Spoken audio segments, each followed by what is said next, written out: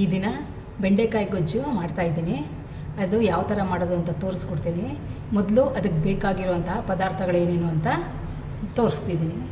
ಕಡಲೆಬೇಳೆ 1 ಸ್ಪೂನು, ಅರ್ಧ ಸ್ಪೂನು ಉದ್ದಿನಬೇಳೆ, 1/4 ಸ್ಪೂನು ಮೆಂತ್ಯ, 2 ಸ್ಪೂನು ಎಳ್ಳು, ಬಿಳಿ ಎಳ್ಳು ಹುರಿದಿರುವಂಥದ್ದು, ಜೀರಿಗೆ 2 ಸ್ಪೂನು, 1/4 ಸ್ಪೂನಷ್ಟು ಅರಿಶಿನ, ಇಂಗು, ಉಪ್ಪು, ಒಣಮೆಣಸಿನ್ಕಾಯಿ 7-8, ಬೆಲ್ಲ, ಹುಣಸೆಹಣ್ಣು, ತೆಂಗಿನ ತುರಿ, ಹುರಿದಿಟ್ಕೊಂಡ ಬೆಂಡೆಕಾಯಿ.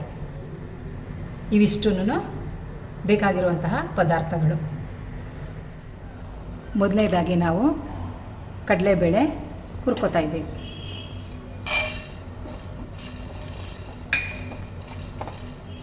ಕಡಲೆಬೇಳೆ ಒಂಚೂರು ಬಣ್ಣ ಬಂದ ತಕ್ಷಣ ಇದಕ್ಕೆ ಉದ್ದಿನಬೇಳೆ ಸೇರಿಸ್ಕೊತಾ ಇದ್ದೀನಿ.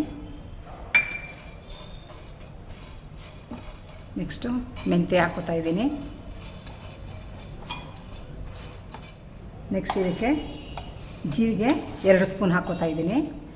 ಜೀರಿಗೆ 2 ಸ್ಪೂನ್ ಹಾಕ್ಕೊಂಡಿರೋದ್ರಿಂದ ಟೇಸ್ಟು ಚೆನ್ನಾಗಿ ಬರುತ್ತೆ. ಆಮೇಲೆ ನಾನು 7-8 ಬ್ಯಾಡಗಿ ಮೆಣಸಿನ್ಕಾಯಿ, 1-2 ಮಾತ್ರ ಗುಂಟೂರು ಮೆಣಸಿನ್ಕಾಯಿ ತೊಗೊಂಡಿದ್ದೀನಿ. ಇದರಲ್ಲಿ ಅದನ್ನು ಹುರ್ಕೋಬೇಕು.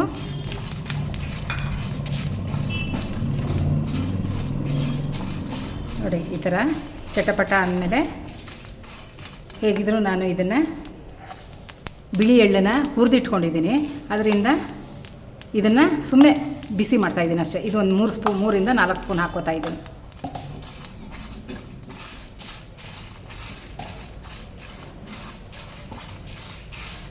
ಈಗ ಸ್ಟವ್ ಆಫ್ ಮಾಡ್ಕೊಳ್ತಾ ಇದ್ದೀನಿ. ಸ್ಟವ್ ಆಫ್ ಮಾಡ್ಕೊಂಡ್ಮೇಲೆ 1/4 ಸ್ಪೂನಷ್ಟು ಅರಿಶಿನ ಹಾಕ್ಕೊಂಡಿದ್ದೀನಿ. ಇಂಗು 1/4 ಸ್ಪೂನ್ ಹಾಕ್ಕೊಂಡಿದ್ದೀನಿ. 3/4 ಬಟ್ಲಷ್ಟು ತೆಂಗಿನ ತುರಿ ಇಟ್ಕೊಂಡಿದ್ದೀನಿ. ಇದನ್ನು ಹಾಕ್ಕೊಳ್ತಾ ಇದ್ದೀನಿ.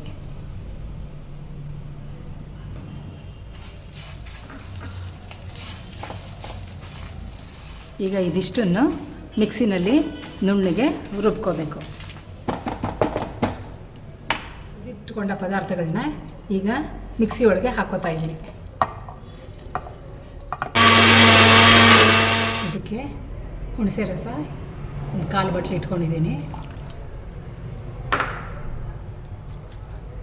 ಬೆಲ್ಲ 4 ಸ್ಪೂನ್ ಇಟ್ಕೊಂಡಿದ್ದೀನಿ. ಉಪ್ಪು 2 ಸ್ಪೂನ್ ಇಟ್ಕೊಂಡಿದ್ದೀನಿ. ಇದೆಲ್ಲ ಸೇರಿಸ್ಬಿಟ್ಟು ಇದ್ರ ಜೊತೆ ಮಿಕ್ಸಿ ಮಾಡ್ಕೊಳ್ತೀನಿ. ಸ್ವಲ್ಪ ನೀರನ್ನು ಸೇರಿಸ್ಕೊತಾ ಇದ್ದೀನಿ.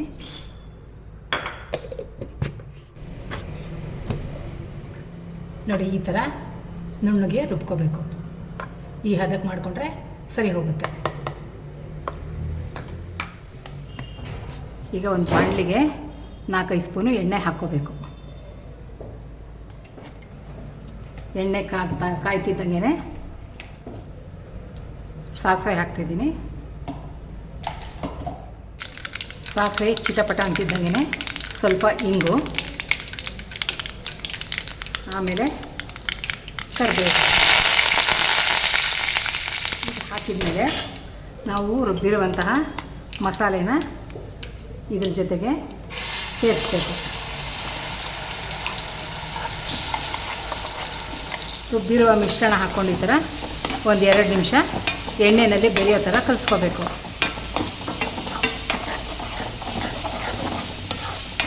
ಇದಕ್ಕೆ ಸ್ವಲ್ಪ ನೀರನ್ನು ಸೇರಿಸ್ತಾ ಇದ್ದೀನಿ. ಮಿಕ್ಸಿನಲ್ಲಿ ಮಿಕ್ಕಿರೋಂತಹ ಮಸಾಲೆಗೆ ನೀರು ಸೇರಿಸ್ಬಿಟ್ಟು ಹಾಕ್ತಾಯಿದ್ದೀನಿ. ಈಗ ನೋಡಿ, ಈ ಥರ ಕಲಿಸ್ತಾ ಇರಬೇಕು. 1-2 ನಿಮಿಷ ಕಲಿಸ್ಕೊಂಡಾದ್ಮೇಲೆ ಹುರಿದಿಟ್ಕೊಂಡಿರೋ ಬೆಂಡೆಕಾಯಿ, ನಾನು ಅರ್ಧ kg ಬೆಂಡೆಕಾಯಿ ತೊಗೊಂಡಿದ್ದೀನಿ. ಇದನ್ನು ಕ್ಲೀನಾಗಿ ಲೋಳೆ ಇರಿದಾಗೆ ಹುರಿದಿಟ್ಕೊಂಡಿದ್ದೀನಿ. ಇದನ್ನು ಇದ್ರ ಜೊತೆಗೆ ಸೇರಿಸ್ತಾ ಇದ್ದೀನಿ.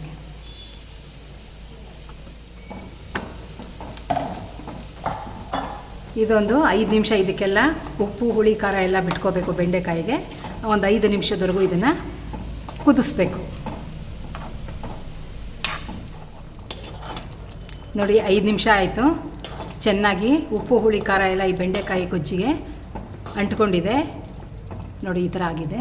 ಇದೇ ಥರ ಗೊಜ್ಜನ್ನ ನೀವು ಕ್ಯಾಪ್ಸಿಕಮಲ್ಲೂ ಮಾಡ್ಕೋಬಹುದು, ಸೌತೆಕಾಯಲ್ಲೂ ಮಾಡ್ಕೋಬಹುದು. ಸೇಮ್ ಇದೇ ಮಸಾಲೆ ಪದಾರ್ಥನ ಉಪಯೋಗಿಸ್ಕೋಬಹುದು. ಇದನ್ನು ಚಪಾತಿಗೂ, ಅಕ್ಕಿ ರೊಟ್ಟಿಗೂ, ದೋಸೆಗೂ ಎಲ್ಲದಕ್ಕೂ ಹಾಕ್ಕೊಂಡು ತಿನ್ಬೋದು. ಅನ್ನಕ್ಕೂ ಸಹಿತ ನೀವು ಬಿಸಿ ಅನ್ನಕ್ಕೆ ಕಲಿಸ್ಕೊಂಡು ತಿನ್ನಬಹುದು. ನೀವು ಮಾಡಿ ನಿಮ್ಮ ಅನಿಸಿಕೆಗಳನ್ನ ತಿಳಿಸಿ.